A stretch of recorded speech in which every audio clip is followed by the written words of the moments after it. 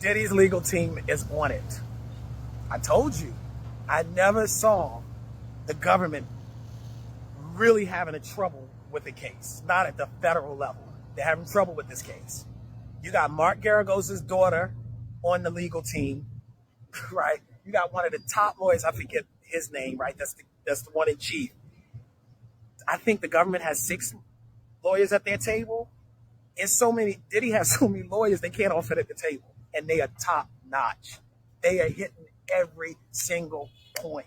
We spent an hour today before they even got started just going through. They were arguing about the fact that basically the government is mad because the government is like, we should be able to see what the defense is going to cross-examine them on, what exhibits they're going to use to cross-examine Cassie on pretty much. And the defense team is like, no, they'll have the burden of proof. So that was a big argument over that. I just saw another video of an attorney that was talking about the prediction that Diddy actually might walk when it comes to this particular case. Now, a lot of this, since I'm not an attorney, I'm realizing that when you hear attorneys talk about this, because I've been looking at different people speak on things from a different perspective, the main issue they're having with actually successfully charging Diddy is they want to accuse him of trafficking. And this typically involves some type of like a huge operation or system. And the argument is that he was just one man.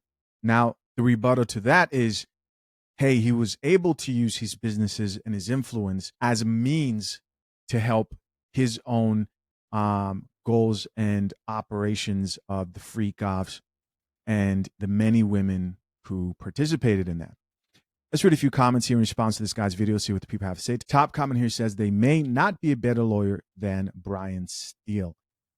Brian Steele is a really interesting character. And I've come to know this over time through this case. You know, he was the lead defense attorney for Young Thug during the YSL gang and racketeering case. But something I didn't know about him is that he's this really straight cut laced dude, like doesn't curse at all, doesn't use any profanity whatsoever.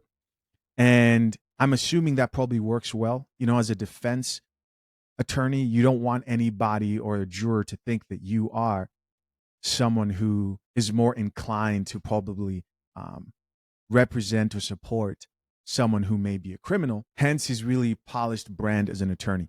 Somebody else here says, if his team was really good, Diddy would be out on bail. Someone else here says, defending Diddy is wild. Somebody else here added, Cassie is not the entire case. Just wait. I think Diddy's is a sick man. That's just me personally. But I do think it's interesting that people don't accept that other people can have difference of opinions. And I see people's difference of opinions. People are like, hey, I think he's innocent. Some people are like, I think he's guilty.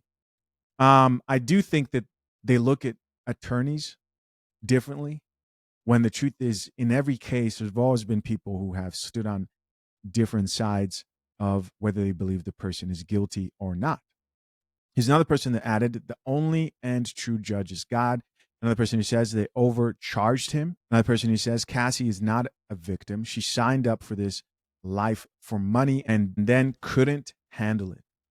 Here's someone else who says the ultimate goal is to bankrupt Diddy. You guys know my issue when it comes to these type of cases. One thing I don't like is I think it's real ironic how we see a lot of black men, a lot of black male figure celebrities who are typically the mascot of a lot of these charges. There's no way you're going to convince me that only black men were out here doing this type of stuff. And it's difficult for me to watch and know that there seems to be a preference to somehow let certain white men just go unnoticed. You can't convince me. You can't convince me that executives in the music industry had no idea this was going on. You can't convince me that. There's no way.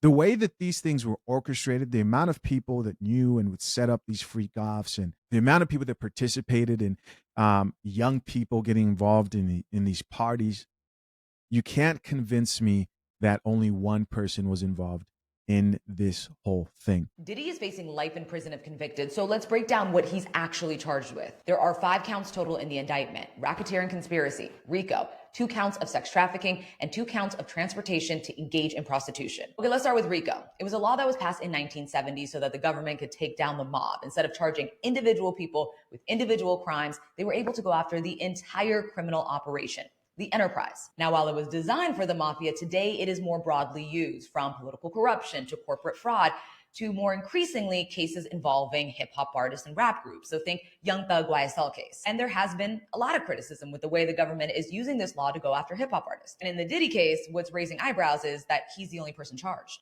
But prosecutors say that he didn't act alone, that he used his companies like Bad Boy and Combs Global and network of employees to set up freak-offs, transport sex workers, and cover up abuse. Prosecutors say that Diddy used his fame, wealth, and power to coerce women to engage in sex acts with male sex workers through manipulation, control, violence. The original indictment only included 1 victim, which we now know to be Cassie, but it has since expanded to include at least 3 more. The government also claims to get these women to comply, Diddy would give them drugs, threaten their careers, threaten to withhold financial support. They also say when he was allegedly flying out sex workers, he was doing it through his business. Now, if you're wondering why he's being charged in federal court, it's because the government claims that these crimes allegedly occurred in multiple cities and across state lines. And when you hear people say the feds don't miss, they are particularly talking about the Southern District of New York, where this case is being tried.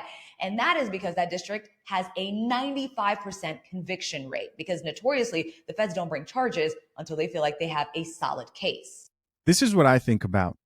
I see so many people just passionately looking at a case like this and thinking to themselves, oh, these people are sick. And where my mind goes is, let's say you were employed by Diddy. Let's say you're somebody who always wanted to get into the music industry. What would you do? I think most people would believe that they would stand up and speak out. When they go with the crowd consistently every day and cannot stand being controversial at any point at all.